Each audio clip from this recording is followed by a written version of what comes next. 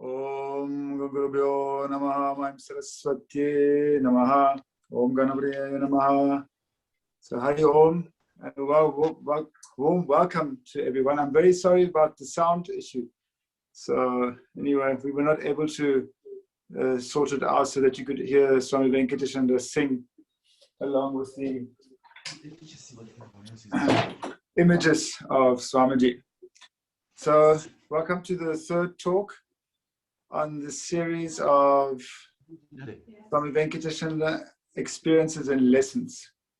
And of course, a very, very, very warm welcome to Swami Ambikananda Mataji. We're very happy that you have agreed to share with us today. And I see many of your disciples have joined tonight, so that's absolutely wonderful. And so those who have not met Swami Ambikananda, which will be people from our ashram, so tonight will be an opportunity. I won't repeat what was in the bio that was in the email, but I do want to share also just briefly that I did have the good fortune of meeting Swamiji in my first visit to Shivananda Ashram in 2003. And in fact, we were a small group of people, and the very first evening we arrived, we received an invitation from Swamiji to join her in her puja at Vishwanath Mandir, commemorating her sannyas diksha. So there was a wonderful and blessed opportunity for us to be part of that puja, and also then to meet Swamiji. And almost every day during our stay, we spent time in her kutir, and she was very gracious, sharing her experiences and knowledge with us. So, and also now over the years still, we have been able to continue our communication with one another. And she also supports our ashram from time to time, and also our educare program, the kindergarten for disadvantaged children. In fact, our principal, Maitri, is also joining us tonight. So without any further ado, Swamiji, welcome. And we'd like to request you to share, and then time permitting, we can also have some questions. Thank you, Swamiji. Good evening, Swami Sushilananda, Swami Parvati, Mother Yogeshwari, Yogins, friends. If I could just say, Swamiji, though, I don't have any disciples, I just have loads of friends. And that's fabulous. Let's begin this evening the way we begin everything, holding the Guru in our hearts. Nice deep breath in.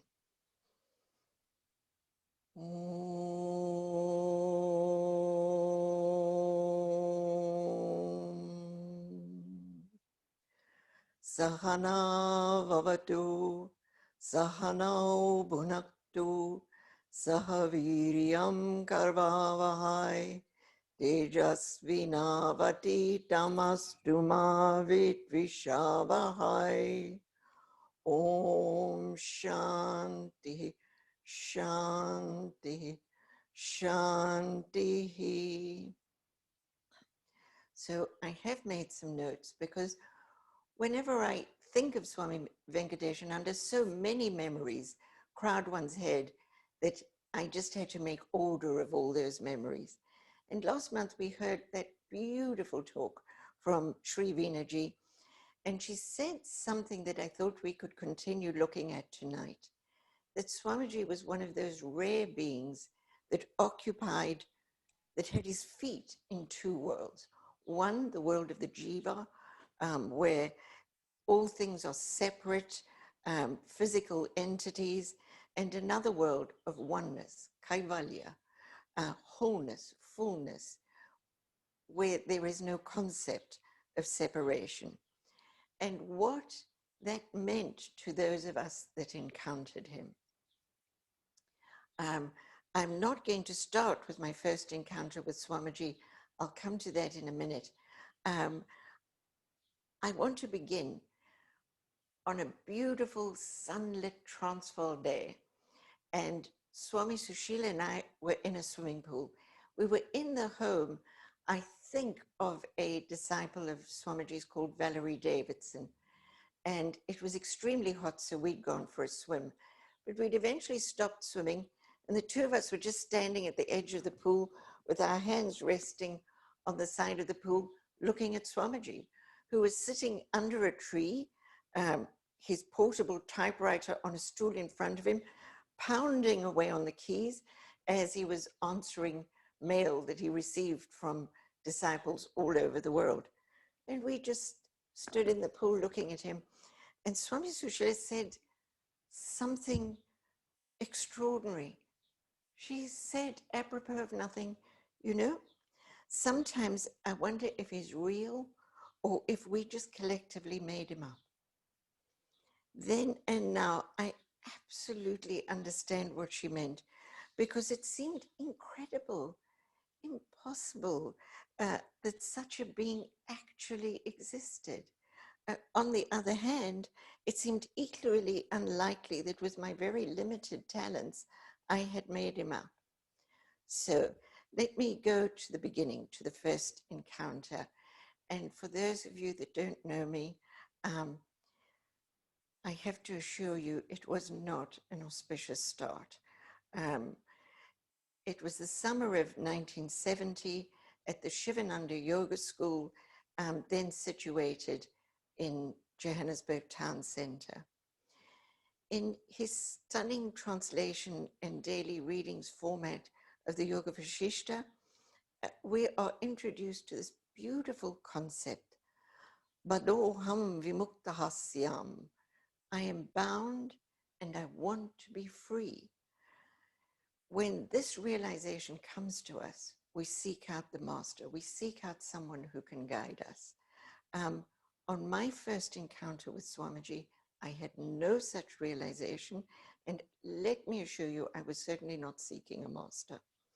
I was in my early 20s. I'd given birth to my twin children, Samantha and Richard, in the January of that same year. Unfortunately, I'd immediately started developing a very severe form of postnatal depression, and it had become a battle I was losing. I just seemed to be sinking deeper and deeper into a darkness and a numbness. However, this night, a friend wanted a lift to Joburg Town Centre because she wanted to go and listen to some guy speak. That, she assured me, would be talking about philosophy, which she knew was an interest of mine, a purely armchair interest. And she also thought would just kind of get me out of myself. I had stopped breastfeeding by then, so I could have a few hours respite. And her mum was going to babysit, and I trusted her mum, so off we went. I knew zero about yoga and the Hindu Dharma. I had been brought up in the Abrahamic faiths, but really between the ages of 12 and 14, I'd been brought up a Catholic. I looked at it and rejected it. And I really decided that actually Marx was right. Religion was the opiate of the masses. And we were in South Africa, and what we needed was not contemplation and prayer. What we needed was a revolution. And that's how I found myself in the lobby of the Shivananda Yoga School. And as I walked in, my heart sank even further, because the lobby was full of the kind of people that I just walked away from in the church. You know, people that all smiling very sweetly and politely to each other. And behind that smile was always an awful kind of, you scratch my back and I'll keep scratching yours demeanor. So I knew instantly that I walked in that we'd made a mistake.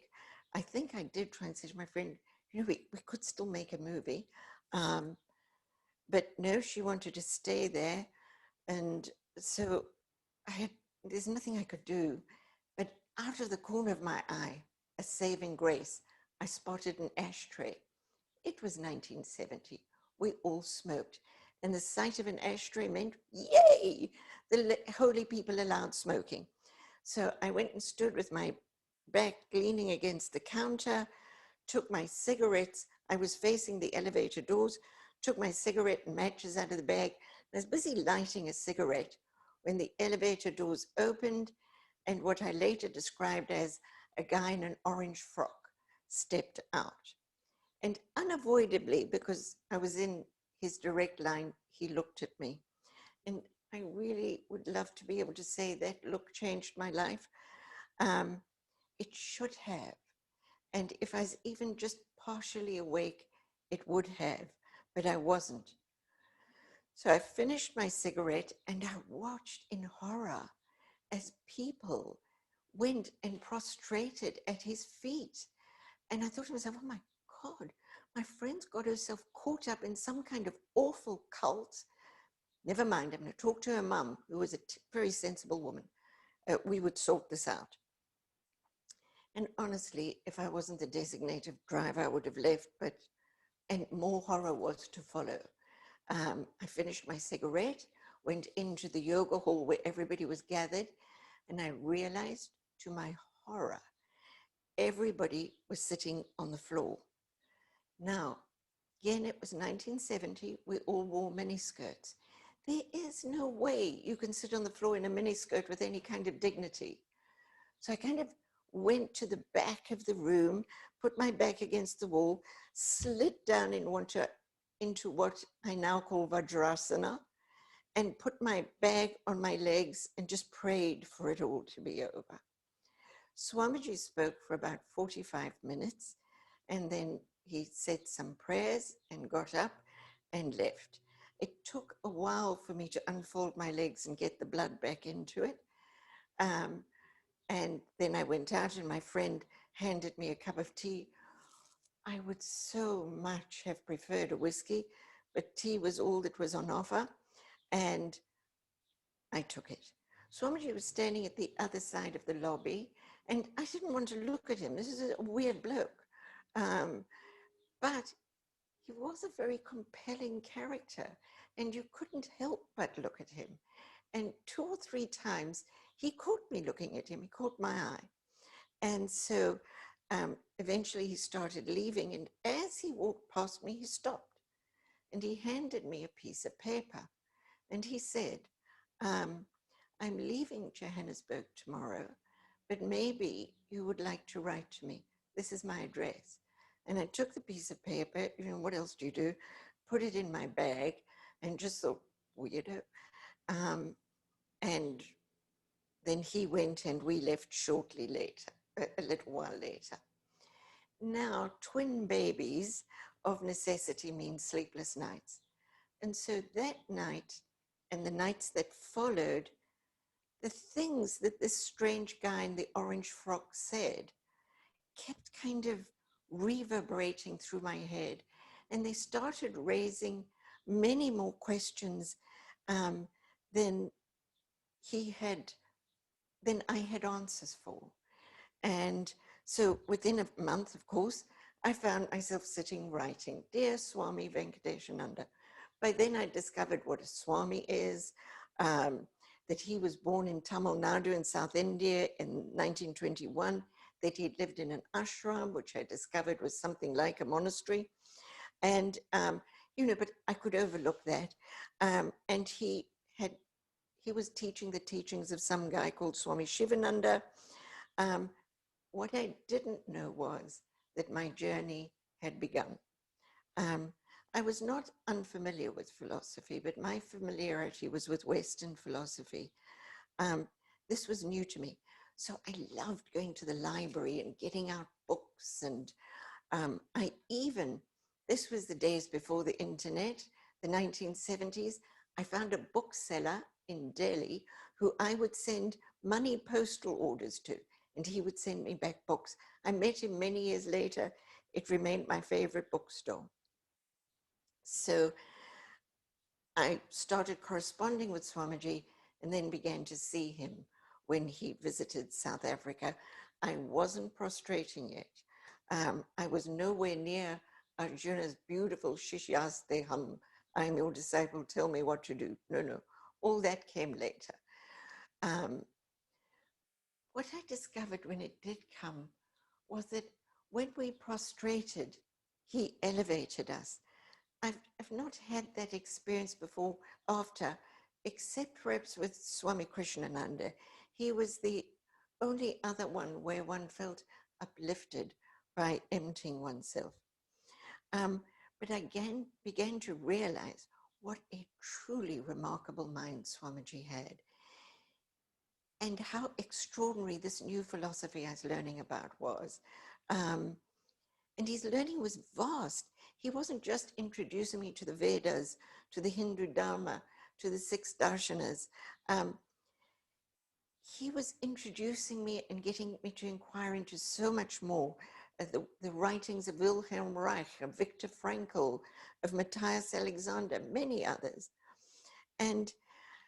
But by being in his presence, I also began to see a whole new way of approaching our humanity. The first thing I discovered was how he saw himself. He was quite clear about that.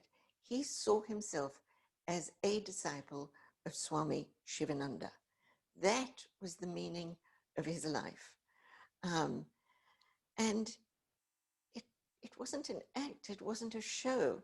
This dynamic, extraordinary, giant intellect, who in every sense stood out from the crowd, saw himself as less than, as the disciple of another whose teaching he was determined to promote.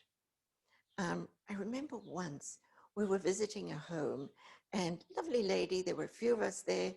Swamiji was going to give a talk at her house, and then we were going to have lunch there afterwards.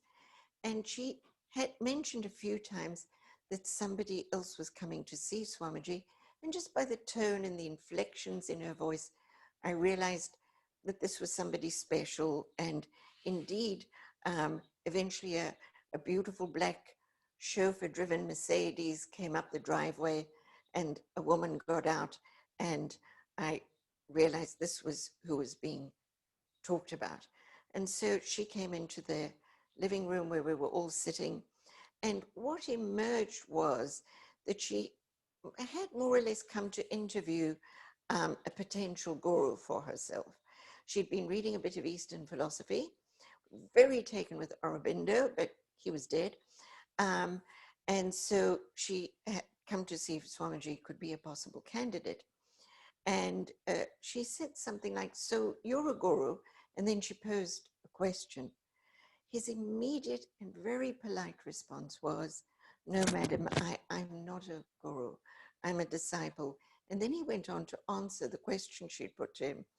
And she was very disappointed. She kind of looked at the woman who was our hostess and said, "Oh, I was under the impression you were a guru."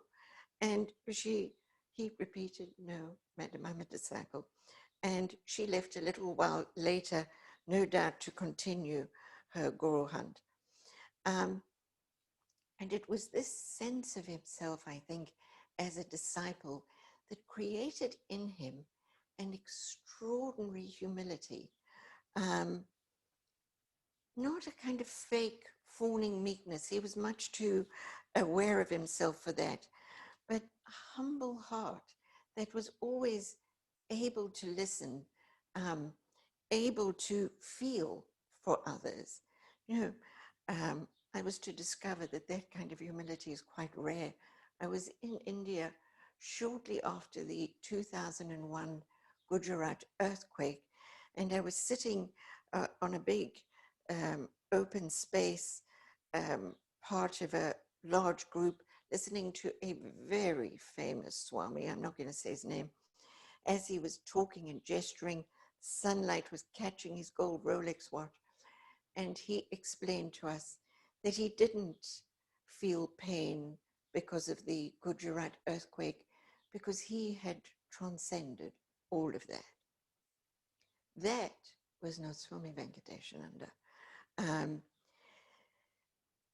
If we return to that living in two worlds, he understood, and he taught us every time we were with him that all things change, that everything that is born must die. He would love to quote from the Vershishta, dukkhalayam shashvatam. This world is characterized by sorrow and impermanence. He encouraged us to work at seeking the eternal amidst the ephemeral, to know that the bracelet is made of gold, but the gold is not made of the bracelet.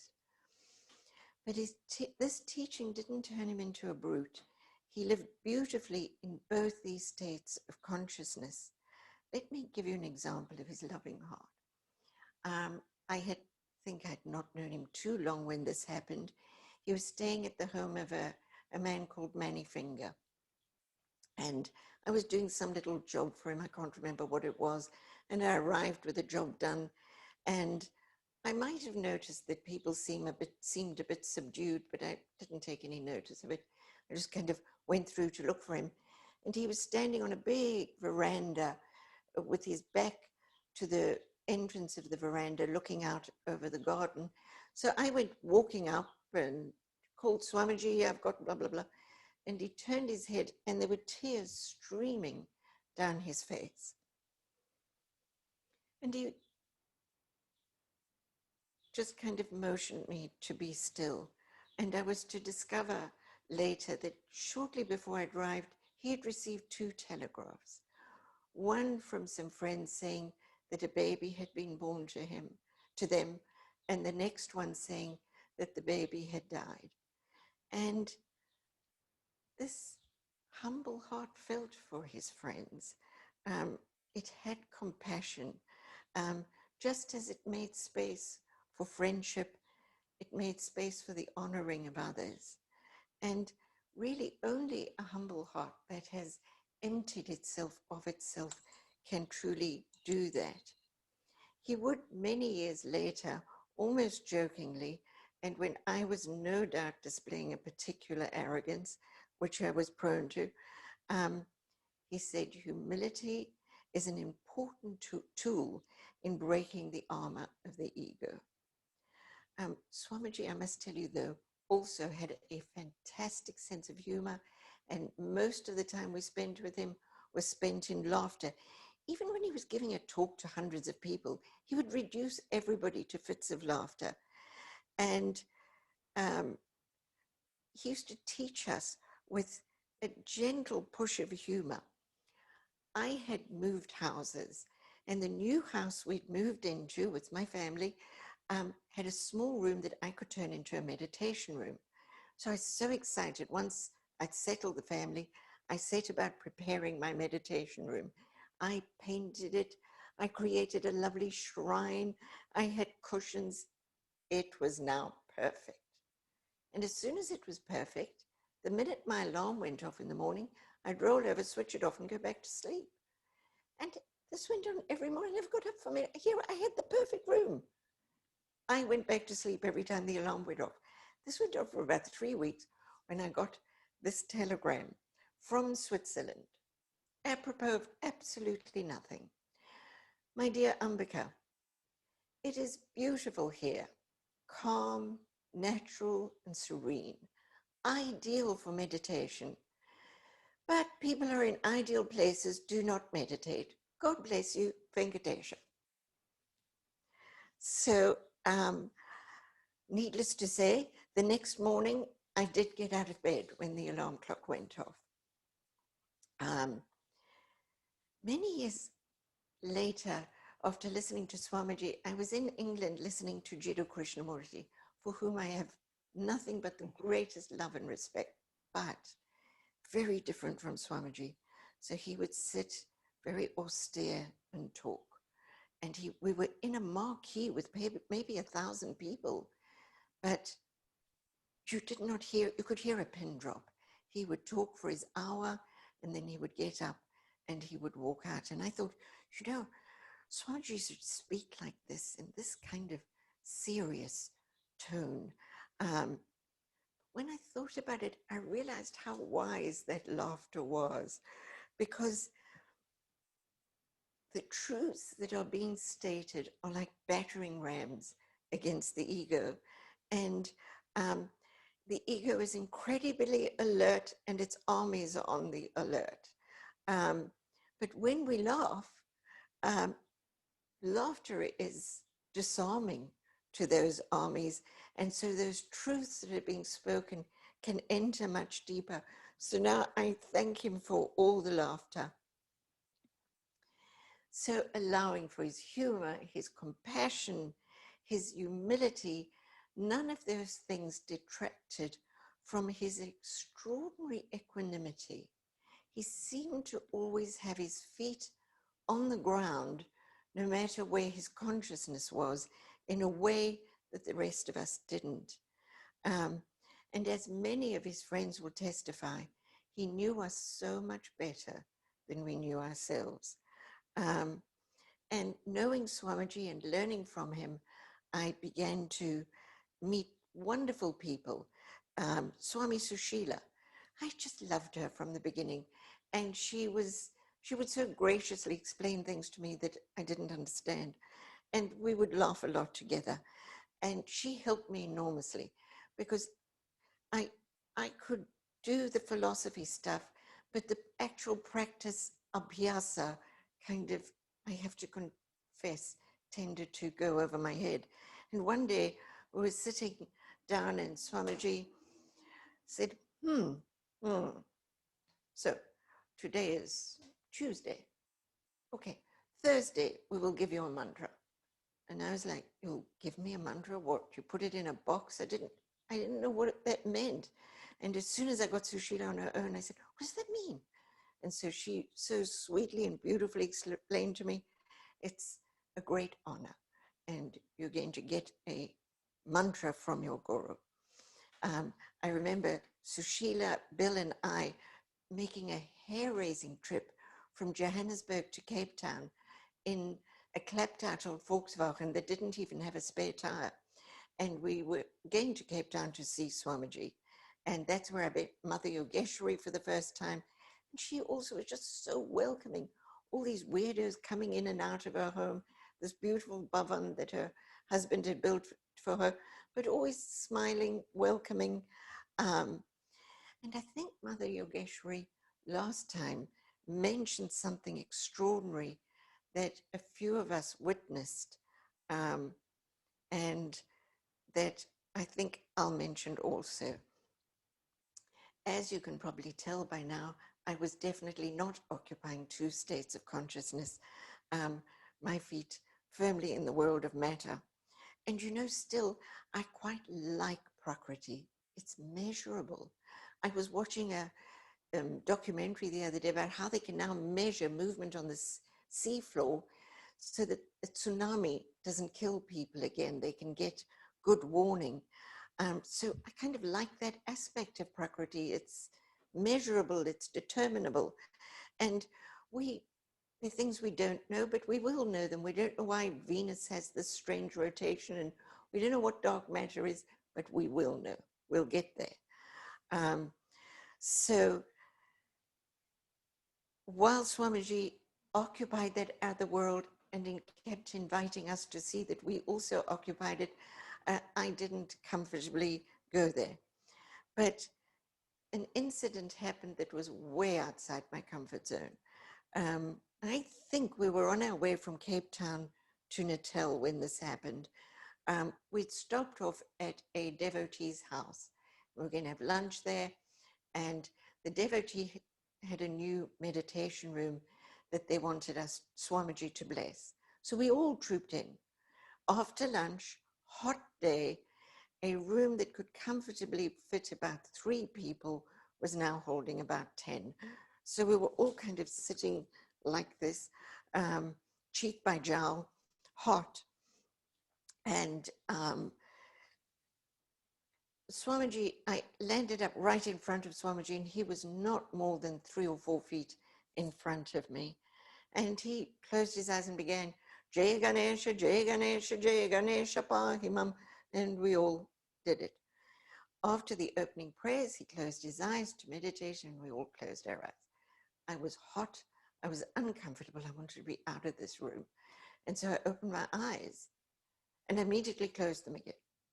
And then I opened them again, and there, it sounds mad even as I say it, there sitting in front of me was Swami Shivananda.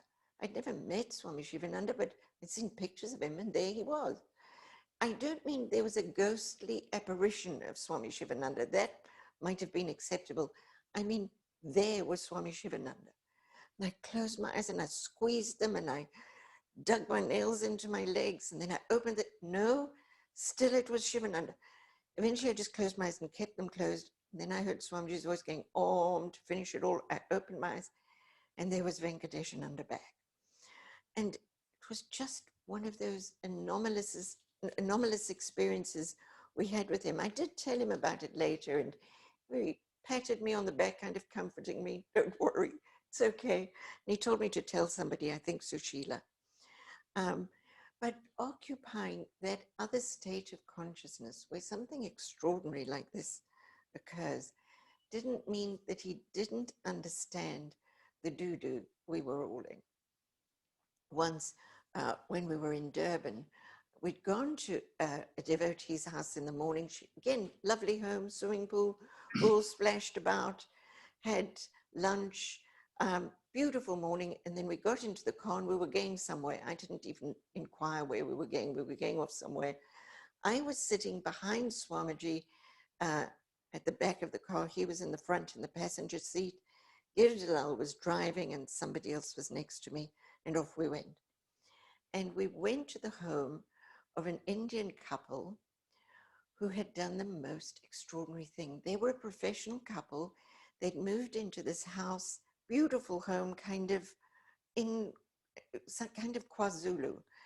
And they had found, as they moved in, a steady stream of children would come begging for food. And obviously, some of them children with advanced kwashiorkors. So they'd started out by cooking one big pot of food a day, but the one big pot had become 24 hours a day cooking. One of them stayed working. The other one left their job so that they could keep this kitchen going and feed these children. To this day, I have met some pretty wealthy, famous people in my life, but I've never met a couple like this. They exuded a kind of contentment and purpose to life that I've not encountered since. And Swamiji spent a couple of hours with them, just pouring out love to them. And then afterwards, we got into the cars to leave in the same kind of configuration. So I'm sitting behind Swamiji, and there were hot tears down my cheeks. I was not crying for those kids. I was crying because once again, I think juxtaposed with that lovely morning in a beautiful home, and then to see the wretchedness of these people, there were tears of anger at the kind of injustice that I once again encountered in the land of my birth. But the person sitting next to me mistook the tears. And very sweetly, she put her hand on my leg and she said, "My dear, you must realize it is also their karma." For the first and only time, I saw a flash of anger from Swamiji's eyes. He swung around in the seat and he said, "You may never use karma in that way. The only way you may use karma is the way this couple we have just left used it.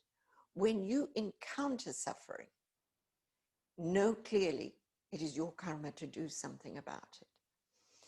And that incident really has stayed all my life so alive in my mind. And it was the inspiration for us in the Traditional Yoga Association to begin the Mukti Project. So we raise about £30,000 annually, some years less, some years a bit more, to give to homeless and educational charities. And when I say I mean all the yoga teachers in the TYA give their energy, their time, their talents, raising the money. So it was a beautiful lesson in living your life for something beyond your own needs, beyond yourself. And of course, it gave rise to a whole new batch of questions about agency, about free will. Um, did we ever have free will, or were we always caught by forces that we were unconscious of?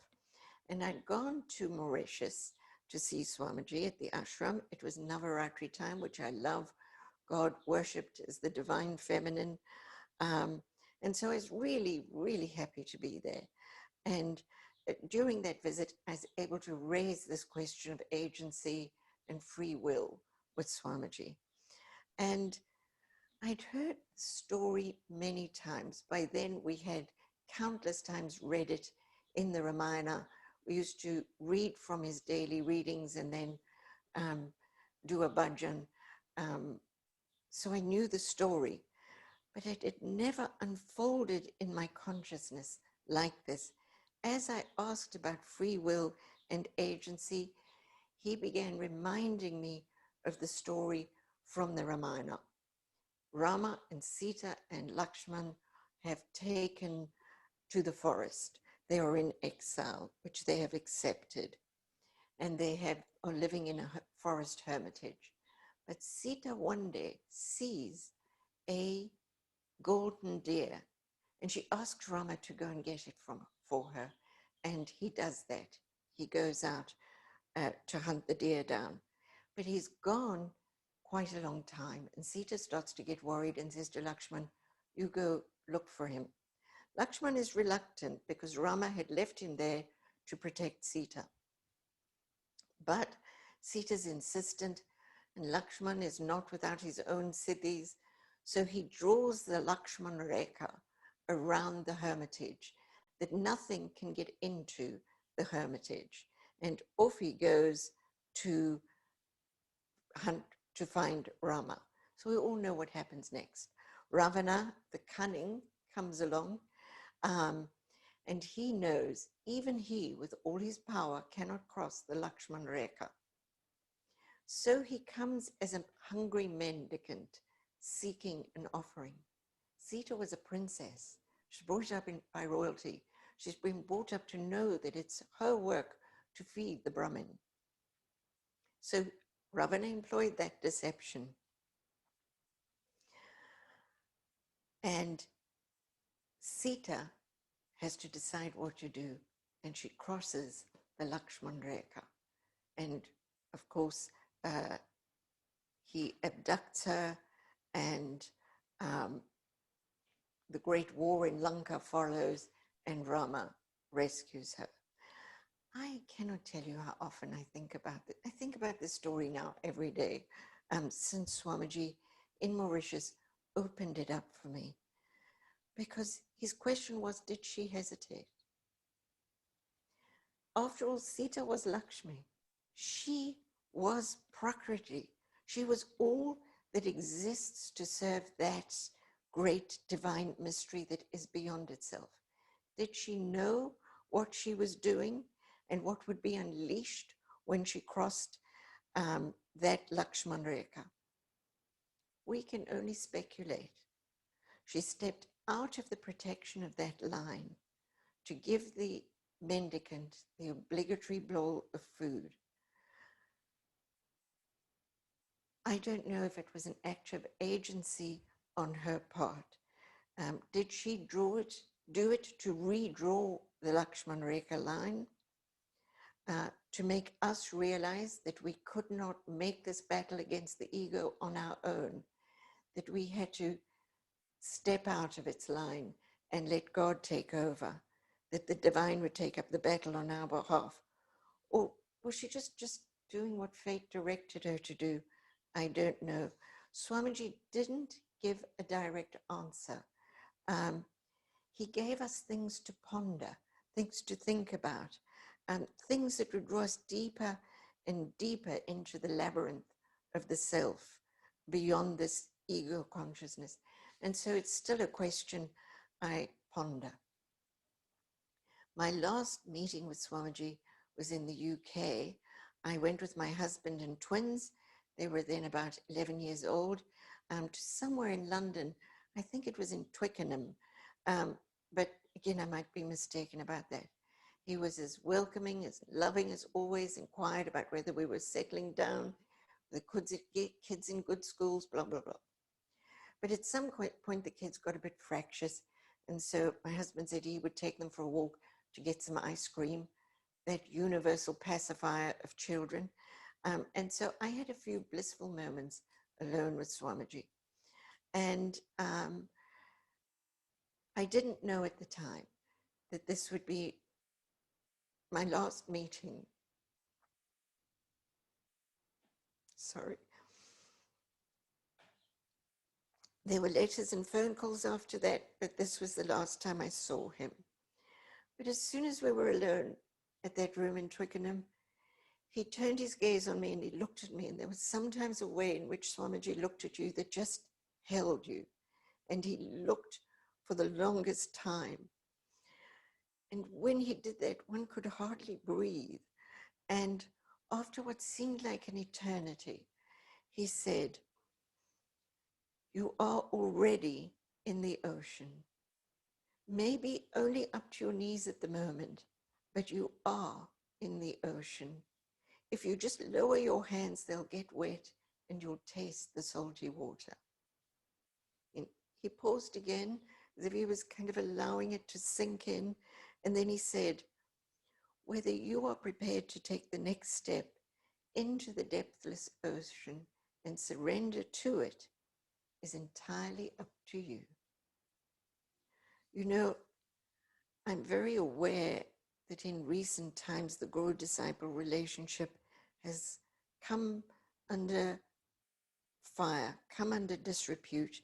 There have now been so many stories in many religious communities where when a few people have power in their hands, there are reports of abuse. But that was never, ever my experience with Swami Venkatesananda. Especially as a woman, I was always honored and I was always made to feel the equal of any man on this journey. And I think that that is true of the true teacher of the way. They make it clear that they cannot walk it for us, but they can point it out. Swamiji said we are in a dark room, and the dark room of our ignorance, and we don't know where the door is. The Guru's work is to point you towards the door, but you decide whether to walk through it. So I want to say again, before I finished, Swami Venkatesananda elevated us. He gave us lives filled with the nobility of meaning and purpose. And in our modern world, we're so used to seeing all that is new having value and all that is old as irrelevant. He offered us a very ancient spiritual search as the truth, to find the truth of our biology. And it is a truth that is now being dismissed. Now the religion is science. The great 20th century philosopher Karl Jaspers called this scientism, and he said it's as of much value to us as all the other isms we have. Swamiji was not against science. He encouraged us to respect it, but he was always asking us to look deeper for a more enduring truth, and one that would give our lives meaning. Meaning that has to be an activity. Meaning that has to be thought that brings us to the end of thought. When we realize we are the same as that vast ocean, we are the same as he, we are the same as each other. I began by telling you of Swami Sushila's words, "Is he real or do we conjure him up?" And I'm deliberately using the present tense here because there might be those of you tonight who didn't encounter him in the flesh, but you can still encounter him. Perhaps something from our own depth, from that same self that he is, conjures him up. When we encounter the Guru that way, we are encountering the truth of what we ourselves are. We are being called to cross that Lakshman Rekha of the ego, to step into the depth and let the riptide take us. Of course, whether we do so is a choice for each of us. So I think I've talked enough. I'll kind of stop here, and thank you all very much for listening. And if anybody has any questions, if I can answer them, I'll be happy to do so. Just let Swami Vidyananda know. Thank you all very much. God bless you. Shiva Tam Vrajet. Go and be Shiva. Hari Om Swamiji, thank you so much for your wonderful talk. And what a beautiful combination of anecdotes and also teaching, so that we all can walk away with much to ponder.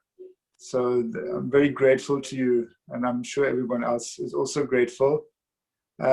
So yes, please, if there's anyone who would like to pose a question, then you can either raise your hand. There's a function called raise hand. I think it's under annotation that will make it a bit easier so that we can not have a lot of things at the same time. Chat at the bottom of the screen. There's something called chat. Could they use that? They can also use the chat. Okay. So, but I see Margaret. Yes, hello. Swamiji, when you say you opened your eyes at one of those meetings and you saw Swami Shivananda in front of you, have you had that same experience of seeing Swamiji in front of you? You just know how to ask the awkward questions, don't you, Margaret? Love you. Well, after I haven't. After Swamiji died, this is going to sound so weird. After Swamiji died, I had a lot of dreams about him. I'd wake up dreaming about him. But in the oddest places. Once I dreamt I was in a disco, dancing away to some music, and a bloke came up to me in a black leather jacket and a Mohican hair, purple Mohican hairdo. And when I started dancing with him, I suddenly realized it was Swamiji. I said, Swamiji, what are you doing here? They told me you died. So I had a lot of that.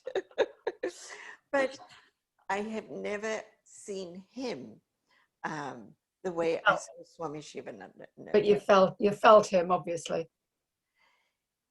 You know, do I think there's a Swami Venkatesananda floating around in the ether? No. Okay. There is the reality that was Swami Venkatesananda, Margaret, is so close to each of us. It's closer than our own breath. Okay. Yes. Thank you. Are there any other questions? You see, you silenced them, Margaret. Swami Sushila, please. Yes, thank you, Swamiji, so much. It was absolutely beautiful, brought tears to my eyes. And I wanted to just add a footnote about Swamiji's humility and in relation to Krishnamurti, because once Swamiji's humility actually got Krishnamurti laughing. So we put them together. We had gone to Brockwood Park to meet Krishnamurti, and Krishnamurti was sitting on a couch, and he motioned for Swamiji to sit next to him, and Swamiji refused and sat on the floor at Krishnamurti's feet. Well, Krishnamurti got up and sat on the floor next to him and put his arms around him and started laughing, and Swamiji prostrated, and Krishnamurti patted him on the back, and he winked at us and said, I only let him do that because we're old friends, laughing. Thank you, Swamiji. How lovely. Thank you. It's so wonderful to see you. Does anybody else have anything?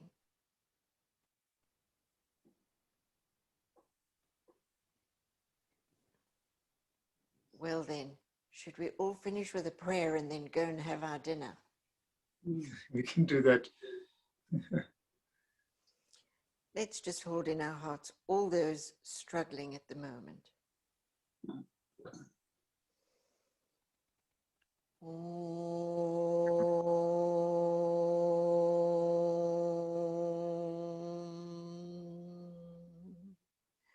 Asato ma satgamaya, tamaso ma jyotirgamaya, mrityo ma amritam gamaya. Asato ma satgamaya, tamaso ma jyotirgamaya, mrityo ma amritam gamaya.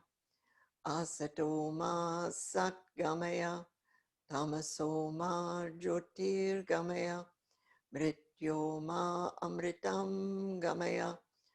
Om Shanti Shanti Shanti. Om Purnamadaha Purnamidam Purnat Purnamadachyate Purnasya Purnamadaya Purnameva Vashishyate. Om Shanti Shanti Shanti. Thank you, Swamiji, for organizing this. It's been wonderful to share these memories. Thank you. Thank you, Swami Ambikananda Mataji, for sharing with us tonight. And we're very grateful to you. And it was really, really wonderful. And God bless you. And thank you also to everybody who joined tonight. So we're very glad to see how many people are joining. Initially, I thought only of our ashram community benefiting. And I didn't realize at all that this would really be like a large gathering of all the different, first of all, the disciples of Swami Venkatesananda. That almost seems like a reunion for them. And so I've had some really nice feedback from them. So thank you so much. And yes, to see such a more expanded family is really, really wonderful. So we thank everyone for participating.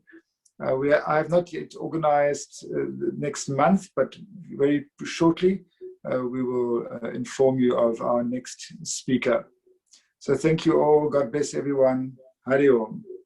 Hari Om Tat Sat.